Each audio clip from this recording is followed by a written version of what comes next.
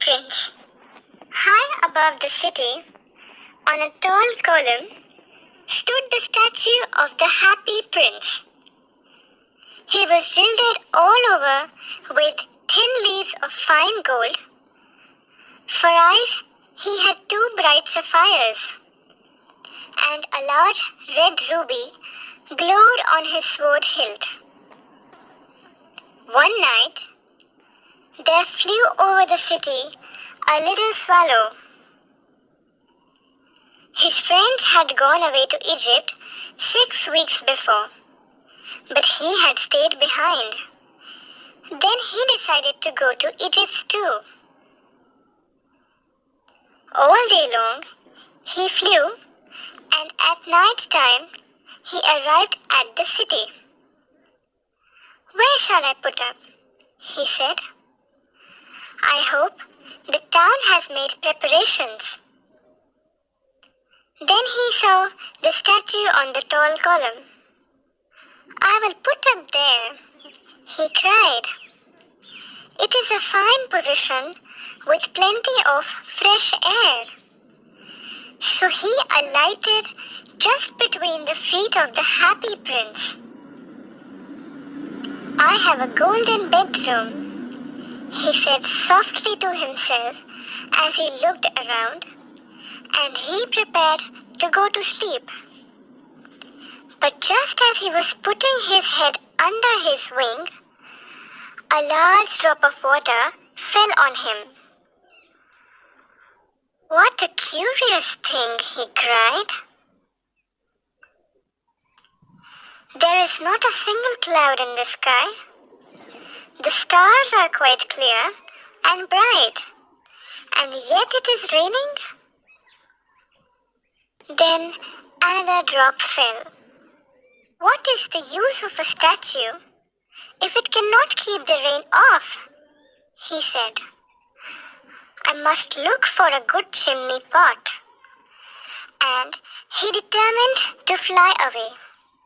But before he had opened his wings, a third drop fell, and he looked up and saw. What did he see? The eyes of the happy prince were filled with tears, and tears were running down his golden cheeks. His face was so beautiful in the moonlight that the little swallow was filled with pity. "Who are you?" he said. "I am the happy prince." "Why are you weeping then?" asked the swallow. "You have quite drenched me." "When I was alive and had a human heart," answered the statue, "I did not know what tears were, for I lived in the palace where sorrow is not allowed to enter. My courtiers called me the happy prince, and happy indeed I was. So I lived, and so I died. And now that I am dead, they have set me up here so high that I can see the ugliness and all the misery of my city. And though my heart is made of lead, yet I cannot choose but weep." "What? Is he not solid gold?" said the swallow to himself. He was too polite to make any personal remarks. "Far away," continued the statue in a low musical voice. "Far away, in a little street, there is a poor house. One of the windows is open, and through it I can see a woman seated at a table. Her face is thin and worn, and she has coarse red hands, all pricked by the needle, for she is a seamstress. She is embroidering flowers on a satin gown for the loveliest of the Queen's maids of honor to wear at the next court ball. In a bed in the corner of the room, her little boy is lying ill. He has a fever and is asking his mother to give him oranges. His mother has nothing to give him but river water, so he is crying. Swallow, swallow, little swallow, will you not bring her the ruby out of my sword hilt? My feet are fastened to this pedestal, and I cannot move. I am waited for in Egypt, said the swallow. My friends are flying up and down the Nile and talking to the large lotus flowers. Soon they will go to sleep. The prince asked the swallow to stay with him for one night and be his messenger. The boy is so thirsty and the mother so sad, he said. I don't think I like boys, answered the swallow. I want to go to Egypt. But the happy prince looked so sad that the little swallow was sorry. It is very cold here, he said. But he agreed to stay with him for one night and be his messenger. Thank you, little swallow, said the prince. The swallow picked out the great ruby from the prince's sword and flew away with it in his beak over the roofs of the town. He passed by the cathedral tower where the white marble angels were sculptured. He passed by the palace and heard the sound of dancing. A beautiful girl came out on the balcony with her lover. I hope my dress will be ready in time for the state ball, she said. I have ordered flowers to be embroidered on it, but the seamstresses are so lazy. He passed over the river and saw the lanterns hanging on the masts of the ships. At last, he came to the poor woman's house and looked in. The boy was tossing feverishly on his bed, and the mother had fallen asleep. She was so tired. In he hopped and laid the great ruby on the table beside the woman's thimble. Then he flew gently around the bed, fanning the boy's forehead with his wings. How cool I feel, said the boy. I must be getting better. And he sank into a delicious slumber. Then the swallow flew back to the happy prince and told him what he had done. It is curious, he remarked, but I feel quite warm now, although it is so cold. That is because you have done a good action, said the prince. And the little swallow began to think and then fell asleep. Thinking always made him sleepy. When day broke, he flew down to the river and had a bath. Tonight I go to Egypt, said the swallow, and he was in high spirits at the prospect. He visited all the monuments and sat a long time on top of the church steeple. When the moon rose, he flew back to the happy prince. Have you any commissions for Egypt? He cried. I'm just starting. Swallow, swallow, little swallow, said the prince. Will you stay with me one night longer? I am waited for in Egypt, answered the swallow.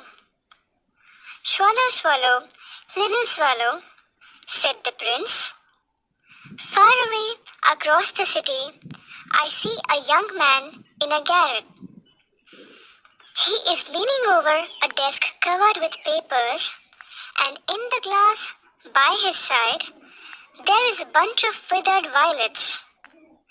His hair is brown and crisp, and his lips are red as a pomegranate, and he has large and dreamy eyes. He is trying to finish a play for the director of the theater, but he is too cold to write any more. There is no fire in the grate, and hunger has made him faint. I will wait with you one night longer," said the swallow, who really had a good heart. He asked if he should take another ruby to the young playwright. "Alas, I have no ruby now," said the prince. "My eyes are all that I have left. They are made of rare sapphires, which were brought out of India 1,000 years ago." He ordered the swallow to pluck out one of them and take it to the playwright. He will sell it to the jeweler and buy firewood and finish his play, he said. "Dear prince," said the swallow, "I cannot do that." And he began to weep. "Swallow, swallow, little swallow," said the prince, "do as I command you." So the swallow plucked out the prince's eye and flew away to the young man's garret. It was easy enough to get in, as there was a hole in the roof. Through this he darted and came into the room. The young man had his head buried in his hands, so he did not hear the flutter of the bird's wings, and when he looked up, he found the beautiful sapphire lying on the withered violets. "I am beginning to be appreciated," he cried. "This is from some great admirer. Now I can finish my play." And he looked quite happy. The next day, the swallow flew down to the harbor. He sat on the mast of a large vessel and watched the sailors working. "I'm going to Egypt," cried the swallow. But nobody minded, and when the moon rose, he flew back to the happy prince. "I have come to bid you goodbye," he cried. "Swallow, swallow, little swallow," said the prince, "will you not stay with me one night longer?" "It is winter," answered the swallow, "and the snow will soon be here. In Egypt, the sun is warm on the green palm trees, and the crocodiles lie in the mud and look lazily about them. In the square below," said the happy prince, "there stands a little match girl. She has let her matches fall in the gutter, and they're all spoiled. Her father will beat her if she does not bring home some money, and she is crying. She has no shoes or stockings, and her little head is bare. Pluck out my other eye and give it to her, and her father will not beat her." "I will stay with you one night longer," said the swallow, "but I cannot pluck out your eye. You would be quite blind then." "Swallow, swallow, little swallow," said the prince, "do as I command you." So he plucked out the prince's other eye and darted down with it.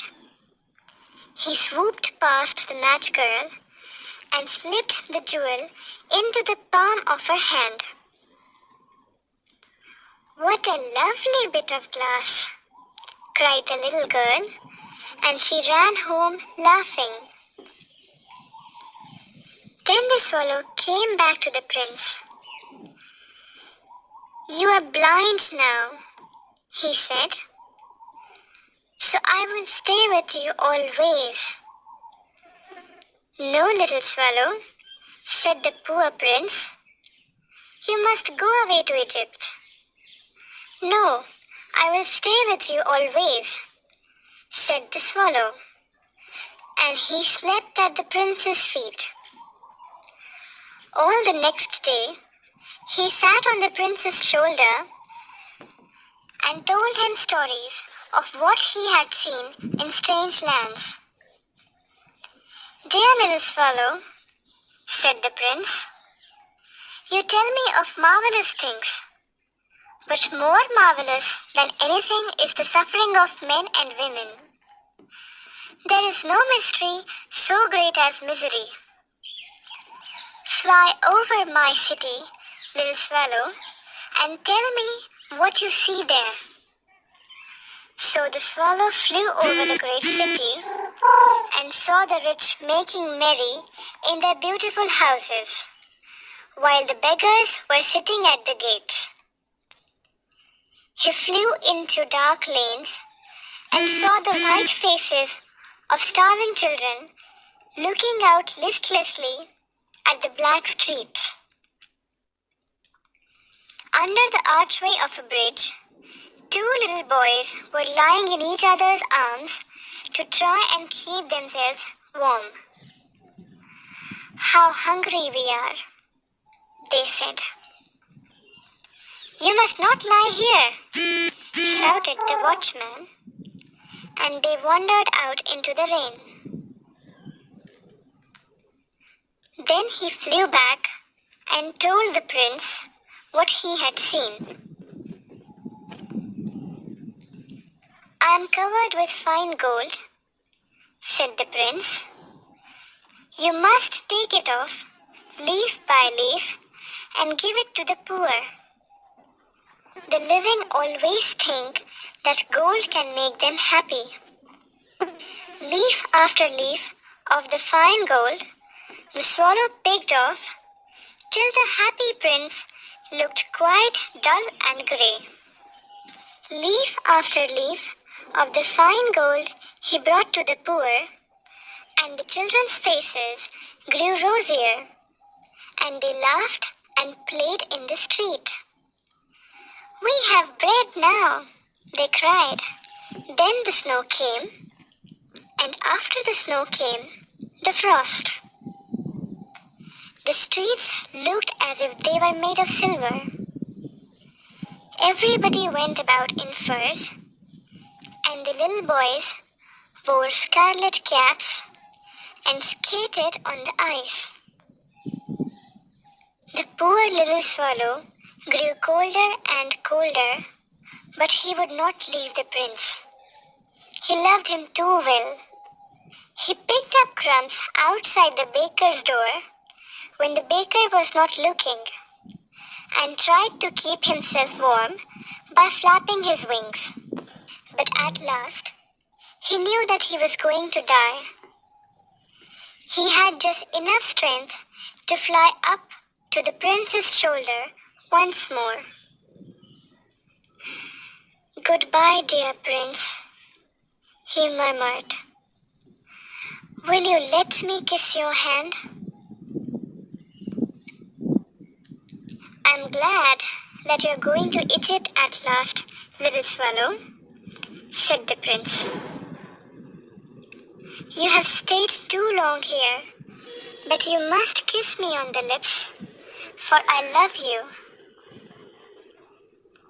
"It is not to Egypt that I am going," said the swallow. "I'm going to the house of death. Death is the brother of sleep, is he not?" And he kissed the happy prince on the lips and fell down dead at his feet. that moment, a curious crack sounded inside the statue, as if something had broken. The fact is that the leaden heart had snapped right in two. It certainly was a dreadfully hard frost. Early the next morning, the mayor was walking in the square below in company with the town councillors. As they passed the column, he looked up at the statue. "Dear me, how shabby the Happy Prince looks," he said. "How shabby indeed," cried the town councillors, who always agreed with the mayor, and they went up to look at it. "The ruby has fallen out of his sword, his eyes are gone, and he is golden no longer," said the mayor. "In fact, he is little better than a beggar." "Little better than a beggar," said the town councillors. "And here is actually a dead bird at his feet," continued the mayor. "We must really issue a proclamation that birds are not to be allowed to die here." And the town clerk made a note of the suggestion. So they pulled down the statue of the Happy Prince. "As he is no longer beautiful, he is no longer useful," said the art professor at the university. Then they melted the statue in a furnace. "What a strange thing," said the overseer of the workmen at the foundry. "This broken lead heart will not melt in the furnace. We must throw it away." So they threw it on a dust heap where the dead swallow was also lying. "Bring me the two most precious things in the city," said God to one of his angels. And the angel brought him the leaden heart and the dead bird. "You have rightly chosen," said God, "for in my garden of paradise, this little bird shall sing forevermore, and in my city of gold, the Happy Prince shall praise me." Glossary.